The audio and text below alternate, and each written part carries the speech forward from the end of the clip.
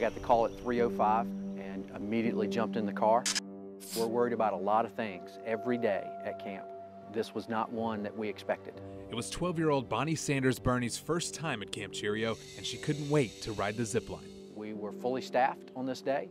We had our most experienced operator on the platform that actually clipped Sanders into her harness. It's a ride YMCA of High Point President David Osmore says has had thousands of successful runs, but this time would be its last.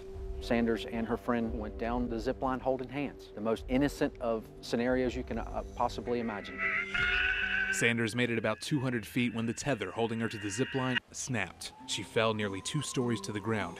Emergency medics couldn't save her. I can't imagine the grief that family's going through right now. Sanders' untimely death stunned her hometown.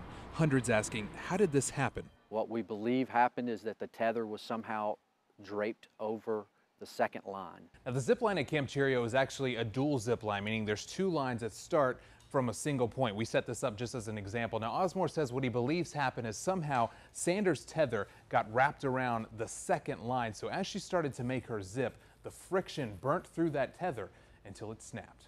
The tether's rated at 7,000 pounds. You could put your car on that zip line and it would successfully make it to the other end. But the way that tether touched that second cable, the friction was just so severe, the tether melted. How common are these split zip lines where they start off from one point? I think this is a highly unique design. Too unique to be safe? WNC Investigates is working to find out. Interquest, the company who installed and inspected the zip line, says it's part of the investigation. But either way, it's raising questions. The industry needs to take a hard look at itself. I designed this as an easy way Ken to get Jaco has designed and built zip line and high ropes courses for years. Are zip lines safe? Yes, I would say so. I would say if you compare that to most of the other activities that we're comfortable with, from driving in cars to school athletics. It's an industry that's not regulated by our state. In fact, there's a specific exemption for zip lines. Instead, the Association for Challenge Course Technology, or ACCT, has been writing the unofficial rulebook. Since 1993, they've gathered and set nationwide standards, along with issuing training and inspection certifications. The industry itself has done a very good job in North Carolina in self-regulating. The challenge within that is how is that enforced? And in our state, it's not, which means before you zip, ask questions. What are some of the other things people can ask their instructor while they're out?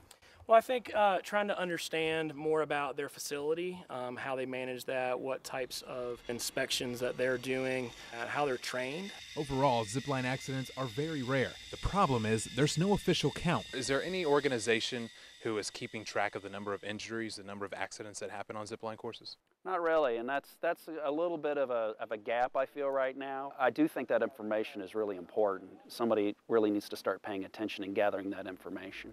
As a community, we need to have a conversation about regulation and who is watching over zip lines. We took the issue to lawmakers. Even with regulation, you think about all the things that we have that are regulated, unfortunately sometimes accidents happen. Talking with stakeholders to see if there are some deficiencies right now, it's probably worth doing. I don't want anyone to go through what the Birneys have been through or what Camp Cheerio has been through. As for Camp Cheerio, Osmore says he doesn't know if zip lines will be a part of the YMCA's future. He says he doesn't want an activity or an accident to define this camp, but he does want to see a conversation started in our state, whether any industry changes can help prevent an accident like this from happening to any other family. We're at Camp Cheerio. Jonathan Rodriguez, WNCN News.